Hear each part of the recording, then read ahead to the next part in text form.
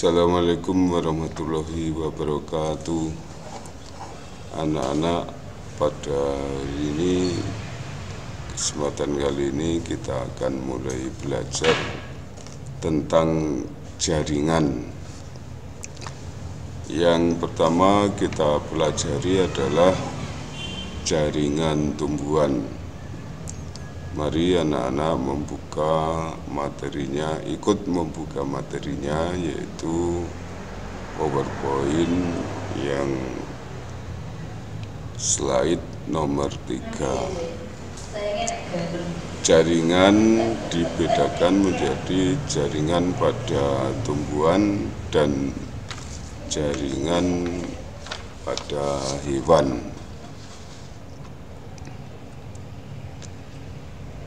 Jaringan pada tumbuhan itu meliputi jaringan meristem dan jaringan dewasa atau jaringan permanen. Jaringan meristem mempunyai ciri-ciri pokok. Anak-anak bisa ikut membaca di situ. Jadi tidak perlu kita baca keseluruhan.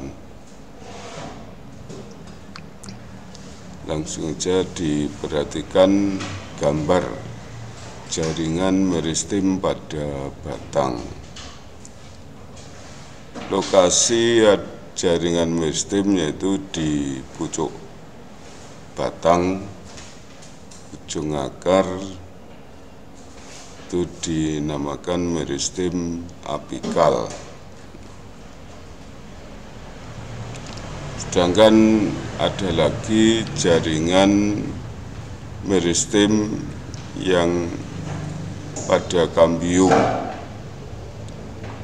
itu yang dinamakan meristem lateral.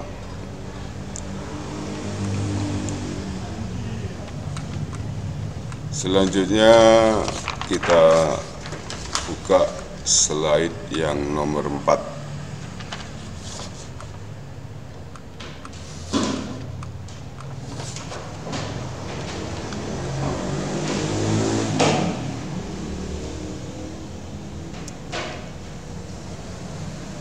Jaringan meristem pada akar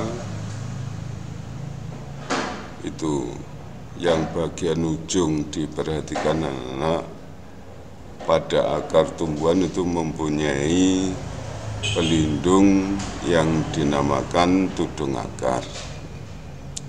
Setelah tumbuh jaringan meristem pada akar, tumbuh menjadi akar dengan segala macam jaringannya yang dewasa. Setelah akarnya dewasa, pada tumbuhan atau pada akar atau batang dikotil terdapat jaringan meristem yang di bawah kulitnya itu yang berupa kambium, sehingga dinamakan jaringan meristem sekunder. Sedangkan yang pertama kali yang ada di ujung-ujung itu disebut jaringan meristem primer. Terus sekarang kita lanjutkan slide yang ke-5. Slide berikutnya. Selain jaringan meristem pada tumbuhan itu ada jaringan dewasa, jaringan permanen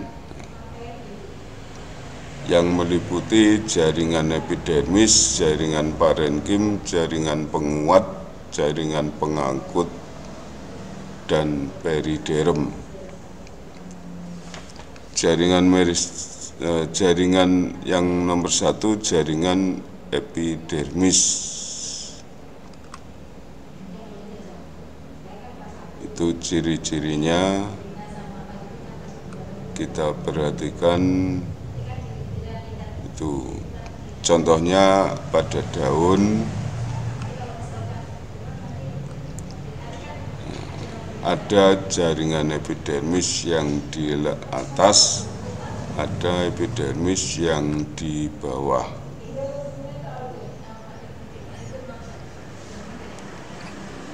Ciri-ciri jaringan epidermis dapat kalian baca sendiri di buku.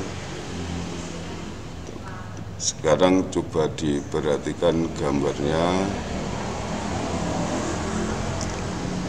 Jaringan epidermis atas itu hanya satu lapis, yang di atasnya itu mempunyai lapisan yang dinamakan lapisan kutikula. Nah, apa perlunya dilapisi dengan kutikula? Coba nanti kalian jawab di buku tugas. Mengapa epidermis atas pada daun dilapisi kutikula? Terus yang epidermis bawah pada daun itu kutikulanya lebih tipis.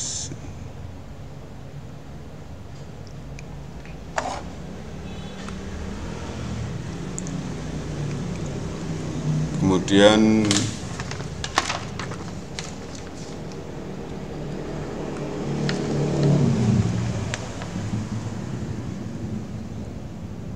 pada kutikula, pada epidermis ada yang sel-selnya mengalami modifikasi atau berubah bentuk sehingga fungsinya berbeda. Seperti ada yang menjadi stomata, ada yang menjadi strikum. Strikum itu kalau pada daun tumbuhan tomat itu yang seperti glugut bahasa Jawanya, atau seperti rambut-rambut itu.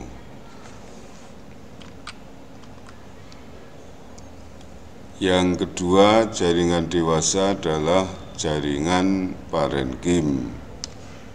Itu yang di kotak sebelah kiri, itu ciri-cirinya: berdinding relatif tipis, fleksibel, mengandung selulosa,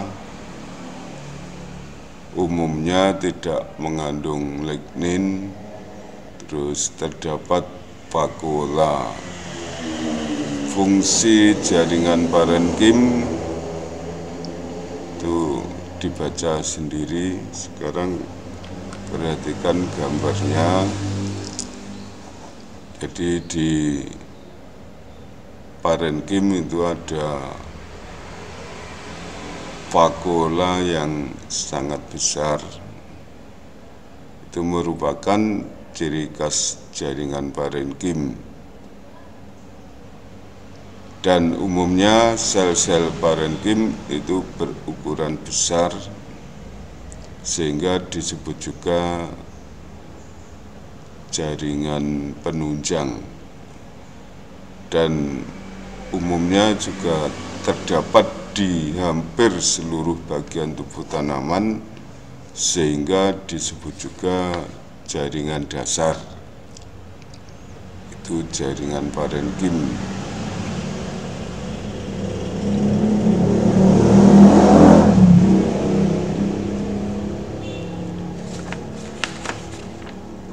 Berikutnya adalah jaringan penguat. Jaringan penguat pada tumbuhan itu ada dua macam, yaitu kolenkim dan sklerenkim.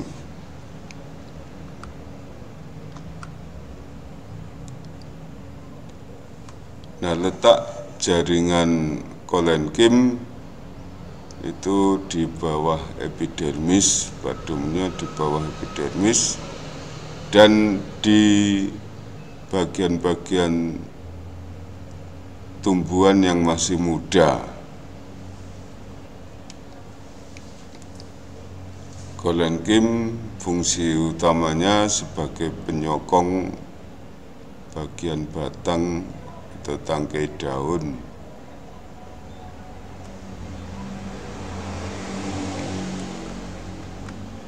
Terus yang kedua yaitu sklerenkim mempunyai ciri khas, itu mari dibaca.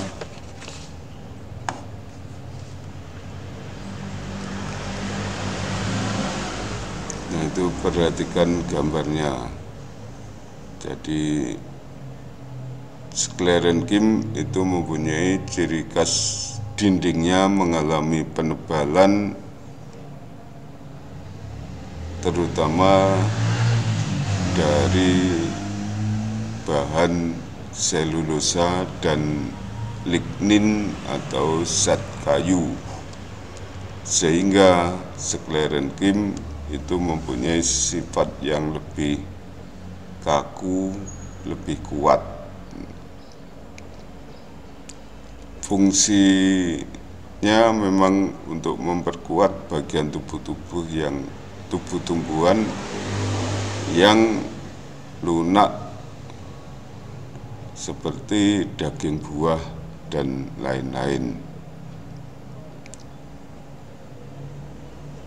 Contoh bagian tumbuhan yang punya skleroid kuat seperti pada buah kelapa, yaitu berupa tempurung kelapa itu sel-selnya sangat kuat karena jaringannya terbuat dari zat kayu.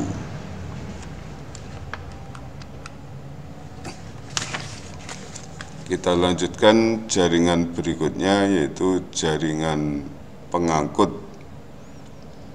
Pada tumbuhan ada dua macam jaringan pengangkut, yaitu floem dan xilem. Floem itu pembuluh tapis ya, dan xilem pembuluh kayu. Untuk xilem mempunyai fungsi mengangkut air dan garam mineral dari akar ke batang serta ke daun.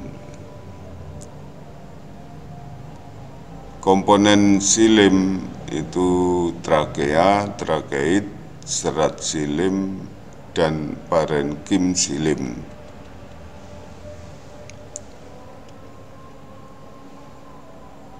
Bedanya trakeid dengan trakea. Trakea berbentuk sel-sel tabung. Tabung itu tidak ada sekatnya. Seperti paralon itu dari ujung ke ujung tidak ada sekatnya. Terus kalau trakeid berbentuk sel tabung tapi ujungnya runcing sehingga membentuk sekat. Jadi bedanya itu, di sekat itu ada lubang-lubang tempat lewatnya air. Itu yang perlu kalian pahami. Berikutnya, anak-anak tentunya pernah melihat seperti pada slide itu, batang tumbuhan kalau dipotong ada garis-garis yang berbentuk lingkaran yang dinamakan lingkaran tahun atau lingkaran tahun xilem. Maksudnya apa itu anak-anak? Nah, lingkaran itu terbentuknya ketika pada musim kemarau tumbuhan tidak atau kurang mengalami aktivitas, sehingga aktivitas silim juga ikut terhambat. Begitu musim penghujan datang, tumbuhan mempunyai kegiatan yang meningkat sehingga pertumbuhan batangnya juga ikut meningkat. Itu menambah ketebalan kayu oleh aktivitas kambium. Nah, karena musim kemarau itu terjadi setahun sekali, maka lingkaran itu berarti terbentuknya setiap tahun sekali, sehingga satu lingkaran bisa digunakan untuk menghitung umur tumbuhan. Kalau gambarnya di slide itu berarti umurnya berapa tahun tumbuhan itu yang dipotong itu. Kalian bisa menghitung jumlah lingkaran yang ada di kayu itu. Sudah jelas kan? Lanjut. Jaringan pengangkut berikutnya yaitu phloem, disebut juga jaringan tapis karena mempunyai permukaan lempeng.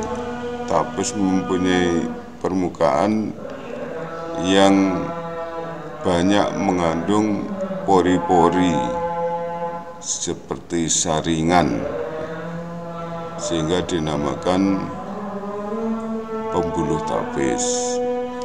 Komponennya dapat diperhatikan di kotak keterangan itu. Fungsi mengangkut hasil fotosintesis dari daun ke seluruh tubuh. Kalau pada tumbuhan dikotil, letak phloem ini di bagian kulitnya, di bagian kulit batang. Kalau yang di batang. Berikutnya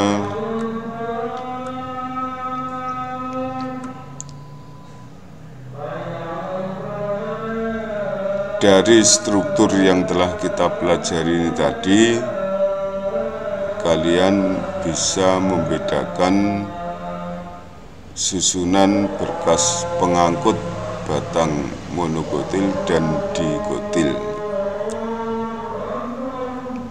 Kalau pada batang dikotil, nah ini di antara phloem dan silim terdapat kambium. Terus susunan pembuluh anggutnya, berkas pembuluh anggutnya tersusun teratur membentuk lingkaran, melingkar. Sedangkan pada batang monokotil, berkas pembuluh angkut letaknya tidak teratur atau tersebar. Coba diperhatikan penyebarannya ini yang paling banyak di pinggir apa di tengah? Di pinggir kan ini ya, di pinggir. Terus ini apa kaitannya dengan apa yang dimanfaatkan oleh manusia? Ini pada batang tumbuhan monokotil, kalau dimanfaatkan untuk bangunan atau untuk kepentingannya, ini yang bagian pinggir ini berarti lebih kuat, sehingga kalau dipakai bahan bangunan itu, kalau batang monokotil diambil yang bagian pinggir, seperti batang kelapa itu yang pinggir yang kuat. Kalau yang tengah mudah rusak karena jaringan pembuluh kayunya sedikit. Sedangkan kalau pada tumbuhan dikotil, letak silim berada di tengah, sehingga kayunya lebih kuat yang di bagian tengah. Kalau batang jati dan lain-lain itu menjadi galih, itu yang paling mahal nilainya.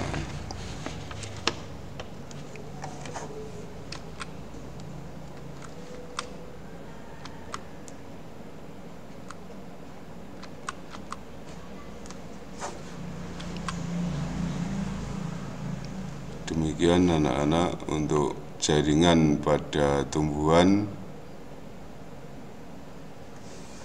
saya kira sudah cukup.